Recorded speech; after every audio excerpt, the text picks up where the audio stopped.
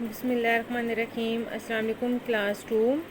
آج ہم اردو کی ریڈنگ کریں گے۔ پیج نمبر 14 پہ ہمارے اردو کے چیپٹر ہے رحمت عالم صلی اللہ علیہ وسلم۔ آج ہم اس چیپٹر کی ریڈنگ کریں گے۔ سب سے پہلے ہم اس چیپٹر کی ریڈنگ کمپلیٹ کریں گے، اس کے بعد پھر میں آپ کو اس کے املا کے الفاظ لکھواؤں گی اور ساتھ آپ کو اس کے الفاظ معنی بھی لکھواؤں گی۔ سب سے پہلے ہم اس کی ریڈنگ کرتے ہیں۔ سرکار دو عالم حضرت محمد صلی اللہ علیہ وسلم کو اللہ تعالیٰ نے دونوں جہانوں کے لیے رحمت بنا کر بھیجا۔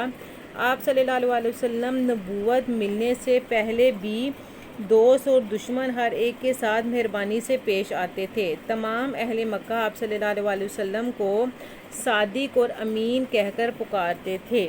جب آپ صلی اللہ علیہ وسلم نے نبوت ملنے کے بعد لوگوں کو بری عادتوں اور بتوں کی عبادت کو چھوڑ کر ایک خدا کی عبادت کرنے کی نصیحت کی تو اہل مکہ آپ صلی اللہ علیہ وسلم کے مخالف ہو گئے، یعنی آپ کے دشمن ہو گئے۔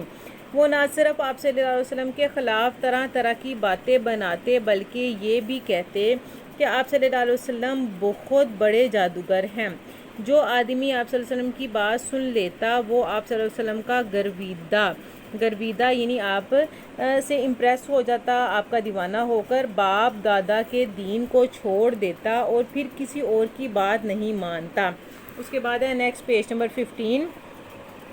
ایک دفعہ آپ صلی اللہ علیہ وسلم مکہ مکرمہ کی ایک آبادی میں سے گزر رہے تھے کہ آپ صلی اللہ علیہ وسلم نے ایک بوڑھی عورت کو دیکھا جو گھر کا سامان ایک گھٹڑی میں یعنی کہ ایک پوٹلی میں باندھ کر کھڑی تھی اور کسی آدمی کا انتظار کر رہی تھی جو گھٹڑی اٹھا کر اس کے سر پر رکھ دے۔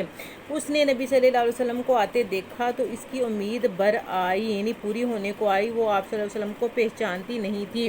کہنے لگی، بیٹا یہ گھٹڑی ذرا میرے سر پر رکھ دو۔